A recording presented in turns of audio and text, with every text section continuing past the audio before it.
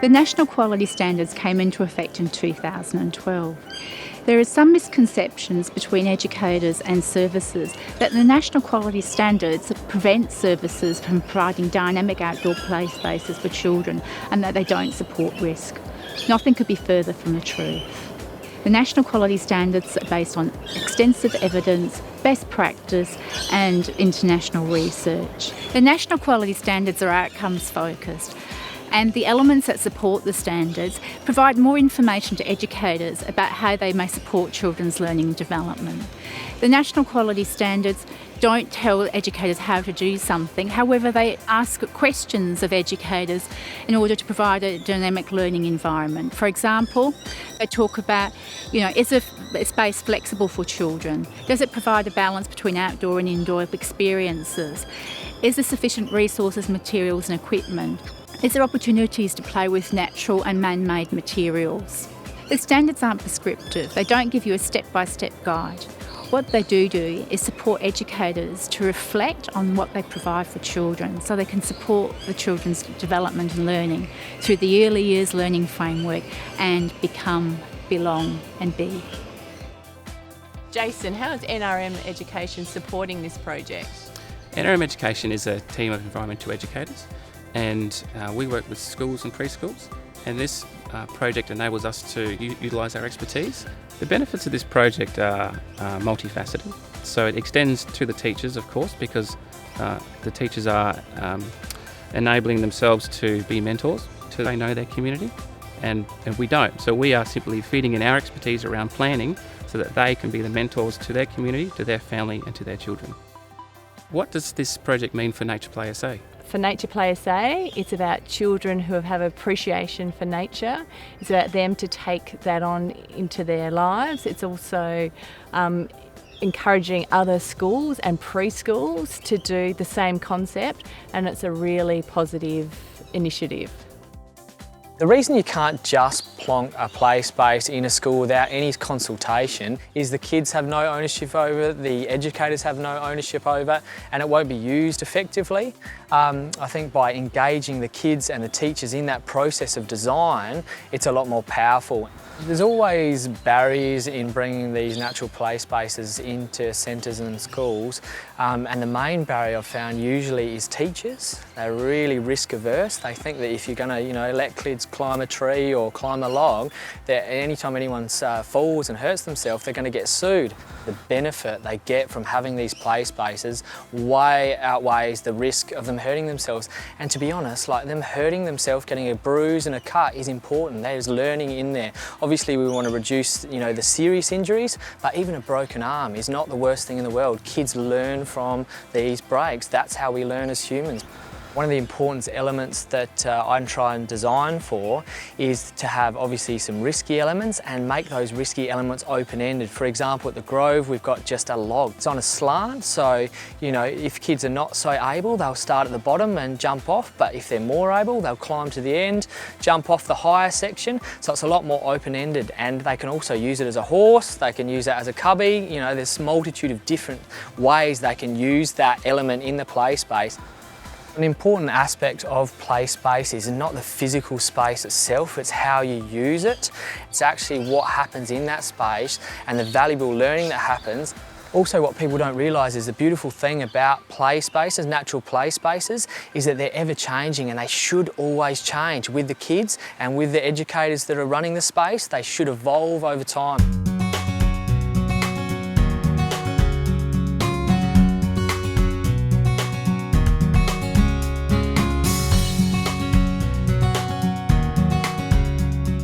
Magtex in kindergarten try really hard to really strongly embed ourselves in our community. We had a massive parent community meeting, and they weren't just parents of the children that are here already, they're parents of the children that are coming later on. They were playgroup parents, local childcare parents, our feeder school, McLaren Vale and McLaren Flats parents as well, so everyone had an opportunity to have input. So that's given us a really clear idea of what it is that they want and what they think is important for children. And those questions were obviously guided around nature play principles rather than, so we didn't get the answers about the slides and the swimming pools and roller coasters and whatnot. Madge Sexton Kindergarten embeds as part of their learning program very strong principles of Reggio Emilia philosophy. It's not something that we don't say we are a Reggio Emilia site, because we embed lots of good early childhood practice, but Reggio Emilia to us is something that brings everything all together. One of the strongest principles of Reggio Emilia is the child's voice. So the child's voice is embedded in the learning program, so that's prevalent to how we redesign our space, because we are watching children, talking to children, listening to them, so the space will be designed for kids by kids. There's a famous poem by Loris Malaguzzi about the 100 languages and more that children have. So that's really about children being able to express themselves and learn in all those different ways that they like to learn. So once again, the yard having all those different spaces for them to play and to be is, another way to sort of address, I guess, those 100 languages. Well, we know that children are competent and capable, so we want our learning environment to reflect that. So one of the big things that we'll be looking at with the redesign is creating places that have got more risk in it. We find that there's not enough places that have that element of risk for children, and children are more than competent and capable to be able to cope with that risk. We feel that the children learn just as much outside as they do inside. Children develop learning dispositions outside, so that may involve problem-solving skills, developing resilience, social skills, as well as emergent literacy and numeracy as well when they're outside. I'm the Community Development Coordinator for the Aldinga Beach Children's Centre, and have been really grateful to have the opportunity to work on this outdoor learning project with Madge Sexton. I see my role as building partnerships, using community development principles to enable good outcomes for projects.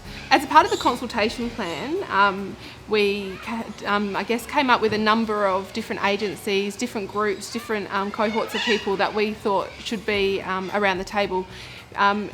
Really because we felt that we wanted this space to be something that people felt ownership over, and that they felt that they'd been a part of it, and that their voice had been heard.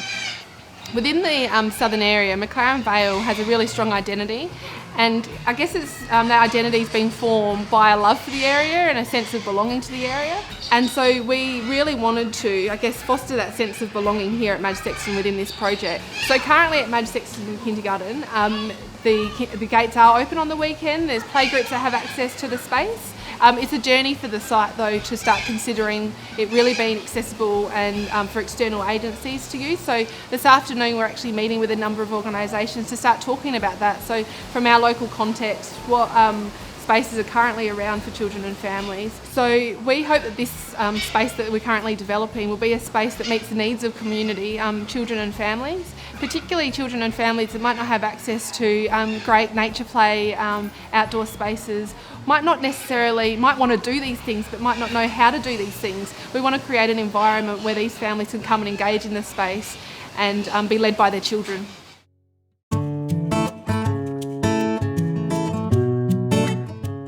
We've been very excited to be involved in this project, and it's been great to have staff and parents and children express excitement and talking about it with our governing council parents. So they've all come on board and been really excited, have lots of great ideas.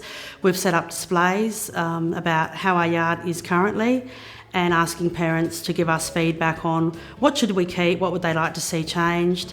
And we've also collected a whole heap of photographs and put a display of what a nature kindy could look like. And the response to that has just been overwhelming. Lots of parents with lots of great ideas, going away, getting on Google, Pinterest, finding lots of information, bringing stuff back to us. So it's been a whole collaborative approach with staff, family and children, and collecting children's voice. We've been out and about in the community, taking children on little study tours, looking at some of the naturescape play areas that Mount Gambier City Council are developing, and exploring those areas and talking to children about what they liked in that space, what did they like to do in that space, and we watched them, took lots of photographs, and we've also recorded all our information on children's voice, mainly in a thinking, talking floor book. There's been a lot of sort of aha moments that we thought, oh, we didn't really think of that. We have quite a few children commenting on our fake grass, which we spent a lot of time and energy into recreating a whole patch in our yard and putting artificial turf down. and not really consulting with the children. We just went ahead and that was a process we went through, and now getting the children's voice when we're asking them what would they like to change, they're saying they don't like the fake grass. We allow children to climb trees, and a lot of our trees in our yard are climbing trees, and children love climbing, and a lot of our yard currently hasn't got opportunities for challenge. Parents have been really great talking about what they did as children and their childhood, and saying, well, yeah, I used to make mud pies. If you have a mud kitchen, that'd be great. I want to come and play. I know how to make mud pies and I'd love to come and do that. In terms of early childhood leaders' role, we look at how we can facilitate the conversations, build the partnerships, and make sure that we're collecting many voices in this project. One of the, I guess, big outcomes of this project of connecting community is that we build and empower families in the local community to see Melaleuca as their place. That it's a community space as well as a school, kindergarten and community annex. So ownership is really important for us. We want this to be the jewel of the crown, that people want to be here, want to access our programs and also feel incredibly welcome, but also how that this might springboard other projects in the community where the Mount Gambier City Council may take on, for example, Melaleuca Reserve down the road. So we're bringing our learning with the council and other projects to this, and then how it's going to springboard to the benefit of the greater community from this project, and how really children and families really connect with nature education, but their own learning, and be seen as competent. One of the key objectives of this project is schools as community hubs, which is fabulous for this community, because this outdoor learning space or community space will provide opportunities for families perhaps that don't exist in this area. Many of our families do not have transport, so Melaleuca Outdoor Learning Space will be accessed on the weekend, and in our plan we are constructing opportunities for people to come here and have a picnic, come and have a barbecue, and so we're going to work with the community about how to manage this space, look after this space, keep this space safe. So ownership is really important so we achieve those goals. In our planning also, we want to actually look at challenge and risk with natural play spaces. We want to look at growing food for learning, and we want to and for cooking. My role isn't just to do community development work in the four walls of our centre. It really is to provide support across the whole community, and so bringing those people in as players to this project is another part of how I can add some value to what will be happening here at Melaleuca. Better Together is another key principle that we'll be working with as part of this project, which is obviously really close to community engagement principles, which is what we're doing already. And it really is about making sure that we have genuine engagement with our families. It's not seen as tokenistic. We really care about this community, and we want to see them have a really strong voice and ownership over the entire project. We really want this to be a way to connect the families locally to each other and grow this community, so then we can broaden that out so they can actually see themselves as being part of the entire community. I think over the last couple of years, Council's had a sort of a strong focus on community engagement and projects like that. And nature play is one of those areas that we're really trying to delve into. I think it's still evolving as an opportunity for kids to get out and play, getting the message out there and making it become the norm, and then help us to promote what we're doing in the community space. This project, the timing of it's really good, because we've actually had kids from Melaleuca School come to some of those, and Rowalands is one, walked through the site, used the site, and I've sat back and watched the way the kids have used the space, picked up on ideas, created new ones. You know, one of the challenges with these spaces is to keep them active and keep them vibrant, and have enough things in there to keep kids engaged. And it is a real transformation in terms of the way parents look at risk.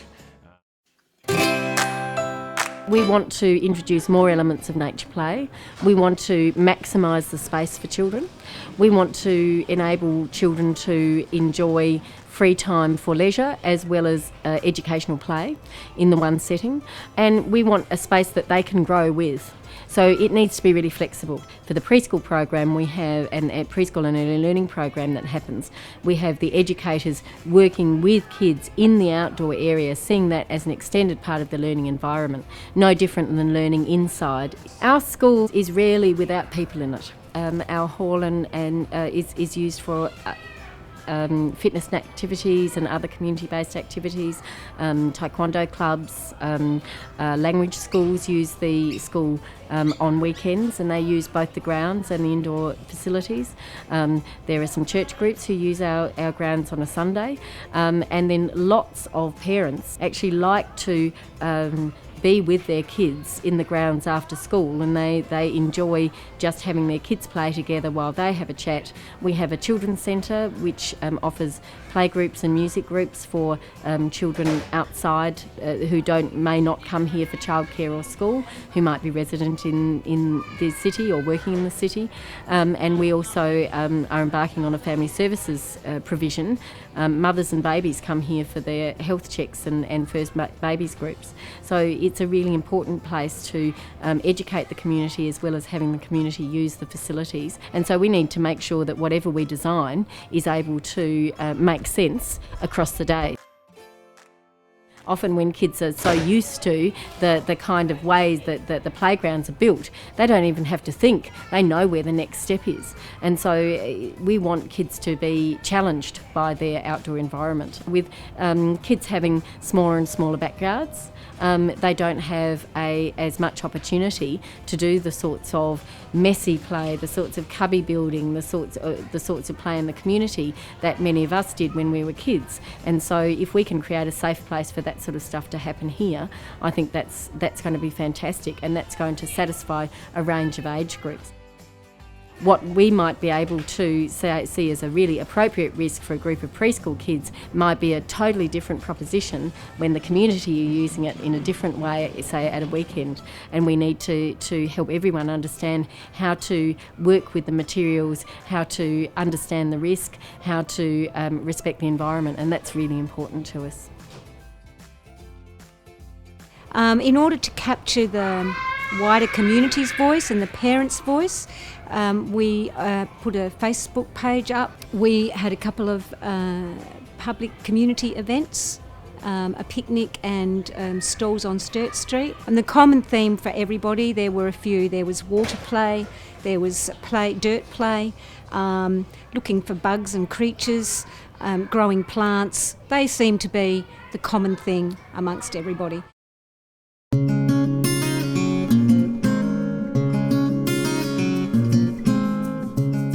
The focus for Wandana Preschool is around the Involve Me strategy, and the Involve Me strategy is basically about children and their parents, but mainly about young people having a voice.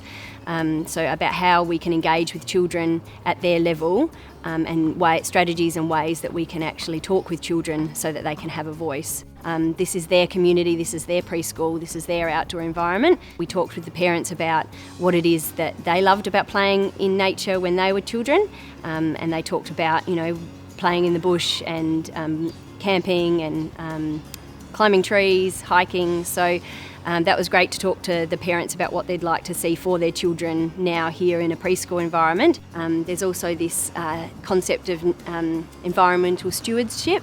So children that are out in their natural environment, they're more likely to be that sort of person as they grow up, to want to stand up for the environment, to take action, to be proactive around environmental issues.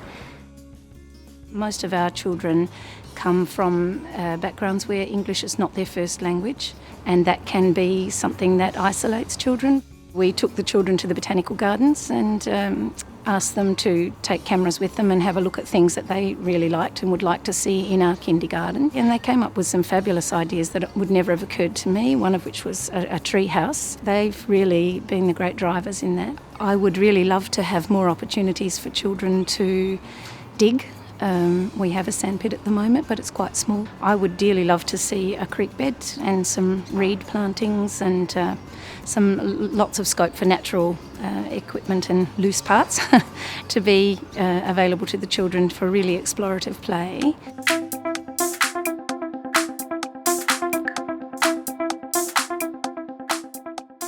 Our current outdoor environment doesn't encourage a lot of flow in the children's play, and we tend to find that the play isn't always deeply engaged. Last year we worked with Campbelltown Council to look at children's voice and the rights of the child. We always think about children as being competent and capable, and with that we encourage the children to have a right to an opinion. We talk to the children a lot about what their rights are. So when we started to consider the redevelopment of our outdoor learning space, we decided that children's voice would take a real prominent place in our consultation process. We decided that we would do a place-based research mission.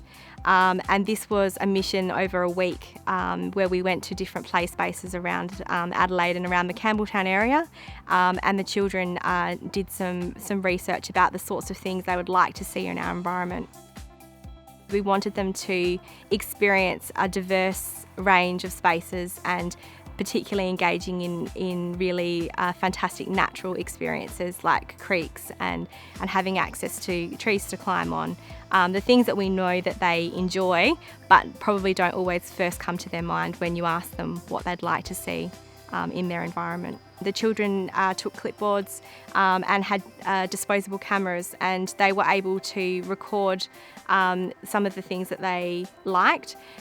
We found that most of the drawings particularly and some of the photos were centred around natural elements. So they really loved the creek beds, they loved exploring the creeks, they loved climbing on old tree branches and collecting sticks and rocks and feathers and things that they could find. We found treasures, some rocks and some sticks, and somebody did that when they made it to a campfire. And because the favourite thing is the tree, I like climbing on them.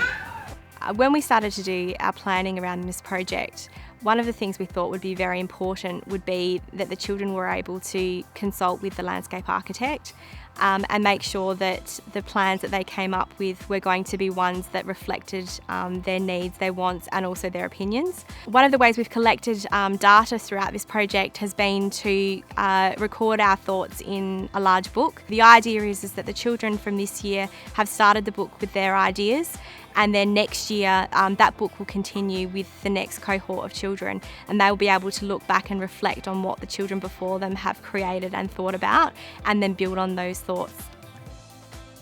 Going out with the children to see how they would interact and play, it confirmed a lot of things for me, that kids do like to be risky when they're playing and climbing as high as they can and going as fast and spinning around as fast as they can.